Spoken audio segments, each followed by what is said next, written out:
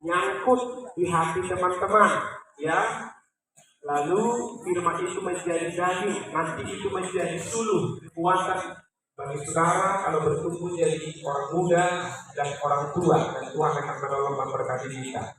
Mazmur 139 ayat 6. Didengarkan ya, kalau ada kitab di luar, kalau ada catatan boleh dicatat. Saya minta ya, yang berbicara hanya pendeta ya, kecuali nanti kalau saudara pendeta di situ boleh dicatat ya. 20 menit saja. Ayat 6. Terlalu ajaib bagiku pengetahuan itu, terlalu tinggi, tidak sanggup aku mencapainya. Ayat 8. Jika aku mendaki ke langit, Engkau ada di sana, Tuhan ada di sana. Jika aku menaruh tempat tidurku di dunia orang mati, di situ pun Engkau ada. Di dunia orang mati ada Tuhan. Ayat 13. Sebab Engkaulah yang membentuk buah pinggangku, menenun aku dengan dalam kandungan ibuku. Aku bersyukur kepadamu oleh karena kejadianku dan ajaib. Ajaib apa yang kau buat, dan jiwaku benar-benar menyadarinya. Ayat 15, 2 ayat lagi terakhir. Tulang-tulangku tidak terhitung bagimu. Ketika aku dijadikan di tempat tersembunyi, dan aku direkam bagian-bagian bumi yang paling bawah. Ayat terakhir, ayat 16. Matamu melihat selagi aku bakal anak, dan dalam kitabmu semuanya tertulis hari-hari yang akan dibentuk sebelum ada satu pun daripadanya. Yang percaya firman Tuhan, sama-sama kita berkata, amin. Ya, sahabat-sahabatku, ya, adik-adikku yang dikasihi Tuhan, terima kasih sudah memberikan waktu untuk saudara setelah selesai tadi pelajaran. Harusnya sudah pulang, teman-teman yang lain sudah pulang, tapi teman-teman boleh sama-sama berdiri. Nah, ini adalah waktu yang baik. Apa yang disampaikan ini, firman ini, bagi remaja, yang bagi kalian laki-laki dan perempuan, apa yang disampaikan tidak apa 5 ayat tadi. Nah, yang disampaikan adalah, coba perhatikan.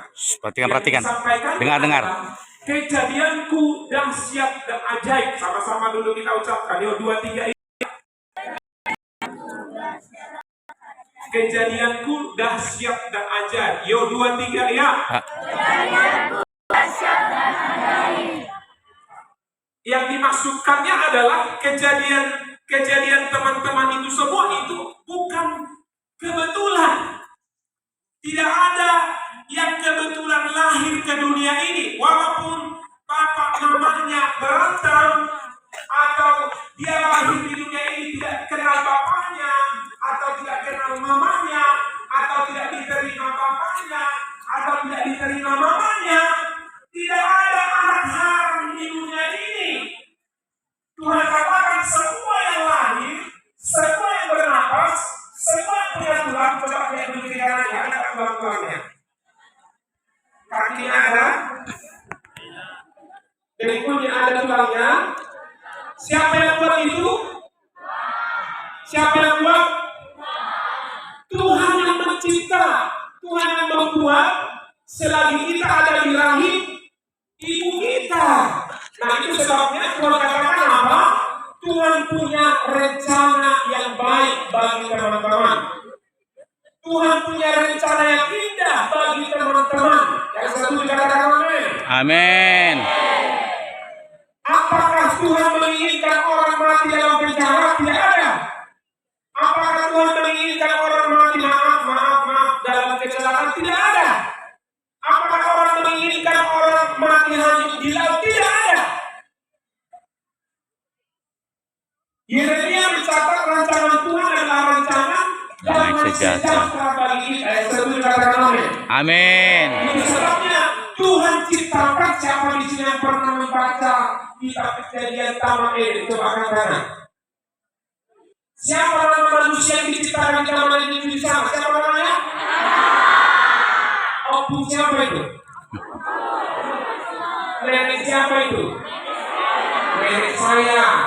Nenek teman-teman. Amin. Apa yang Tuhan mau di Taman Eden? Siapa yang tahu? Tuhan bilang apa? Tuhan menciptakan hari pertama, hari kedua, hari ketiga, semua yang ada di dalam dunia ini. Coba, di Taman Eden ada semua jenis pohon-pohon yang berbuah. Di sini ada nggak pohon yang berbuah? Nggak ada, makanya ini bukan Taman Eden, ini SMP 22 negeri ya, SMP negeri 22. Karena tidak ada pohon-pohon yang berbuah tapi tidak bisa dimakan. Di Taman Eden ada pohon apel, ada pohon bir, ada rambutan, ada semangka, semua ada. Jadi teman-teman tahu nggak makanan manusia pertama itu? Bukan nasi, bukan kentangi. Makanan manusia itu supaya sehat tubuhnya, supaya pintar dia banyak makan buah-buah. Tuhan sudah tahu. Makanya kalau teman-teman sakit dalam dokter bilang banyak makan sayur ya, banyak makan buah ya. Kenapa? Tuhan mencipta khusus kita ini, perut kita ini banyak makan buah-buah. Makanya kalau banyak senyum lupa, senyum. Itulah. Sirni matanya seperti kunci. Tapi kalau banyak makan ikan nasi, belekan. Kalau banyak makan yang tidak bervitamin, loyo-loyo. Coba lihat kiri kanannya. Kamu segar atau loyo? Siap lah ya. Enggak. Saya lihat segar di sini. Buktinya tadi segala puji syukur semua gerak. Yang setuju katakan amin. Jadi Tuhan baik diciptakan Taman Eden. Lalu setelah semua lengkap, ditempatkanlah manusia di sana. Sama-sama katakan Tuhan baik. Tuhan baik. God is good. God is good all the time. Kenapa? Semua ada di sana. Ada berapa? Siapa yang tahu berapa sungai ada di sana? Kalau ada yang tahu saya kasih handphone. Puji Tuhan, tidak ada yang tahu. Berapa sungai di Taman Eden? Berapa? Sungai apa namanya? Sungai Patumbak. Sungai apa? Oke, tepuk tangan dulu yang terbaik ya. Nanti saya terakhir makan waktu ya. Ya, nanti mobil kita sama-sama. Iya, semua Tuhan cipta lalu ditempatkan manusia. Makanya rancangan Tuhan bagi kita adalah rancangan yang baik, rancangan damai sejahtera. Lalu kenapa sekarang manusia sakit? Siapa di sini orang kaya? Coba angkat tangan. Jadi semua ini orang miskin. Berarti harus semua dapat dana bos ya. Dana pemerintah. Siapa yang punya mobil di rumah? Wah, orang banyak orang kaya di sini. Pandai juga pendeta ya. Pertanyaan saya sekarang, coba perhatikan. Jadi kenapa sekarang manusia saya pergi ke Singapura, banyak orang-orang kaya dari Medan. Tiap jam masuk. Saya pergi ke rumah sakit Elizabeth Malaysia. Tiap jam orang kaya dari Medan, dari Jakarta, dari Sulawesi, dari Kalimantan masuk. Emang EB ini mantap juga ya. Kenapa sekarang banyak manusia sakit? Kenapa miskin? Kenapa banyak menderita? Kenapa manusia telah jatuh dalam dosa? Tapi puji Tuhan, Tuhan baik. Dia datang, Yesus datang mencari orang yang letih lesu dan berbeban berat. Supaya apa? Teman-teman yang dikasihi Tuhan, sekali lagi, rencana Tuhan adalah baik bagi setiap teman-teman, bagi setiap kita, supaya kita memiliki. Yohanes 10 ayat 10, gak apa-apa ya. Kalau nggak tahan matahari boleh mundur ya, berteduh.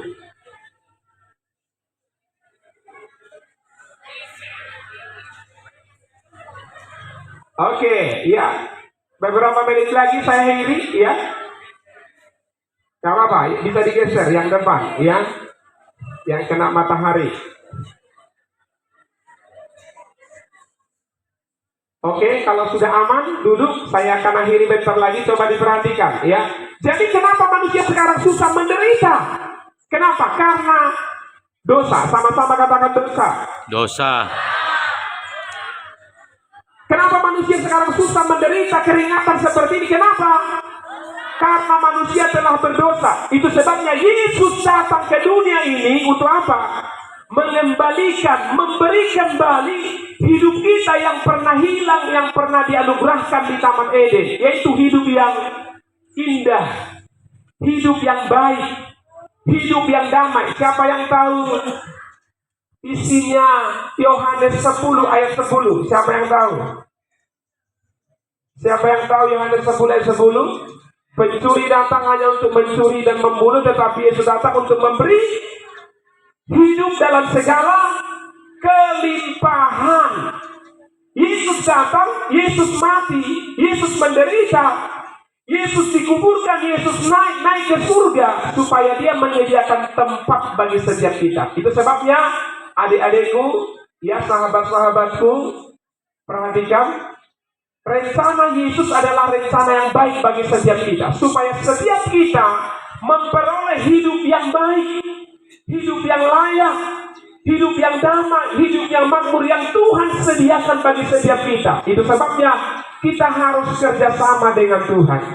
Kita harus bersahabat dengan Tuhan. Kita harus memperhatikan firman Tuhan. Kita harus beribadah kepada Tuhan. Kita harus berdoa. Karena kalau kita terpisah, lepas dari Tuhan, kita akan, teman-teman perhatikan, teman-teman akan susah. Teman-teman akan menderita. Ada nggak yang tahu lagunya ini? Ada nggak yang tahu lagunya ini ya? Ini lagu lama. Kalau ku cari damai, hanya ku dapat dalam Yesus. Kalau ku cari ketenangan, hanya ku temui di dalam Yesus. Tak satu pun dapat menghiburku, tak seorang pun dapat menolongku. Hanya Yesus jawaban hidupku. Bersama Dia, hatiku damai, walau dalam lembah keselaman. Bersama Dia, hatiku tenang, walau hidup penuh tantangan. Tak satu pun dapat menghiburku, tak seorang pun dapat menolongku. Hanya Yesus jawaban hidup. Mari berikan tepuk tangan bagi Tuhan yang terbaik bagi Tuhan. Jadi kalau kita terpisah dari Tuhan, upah dosa adalah maut. Ketika kita berdosa,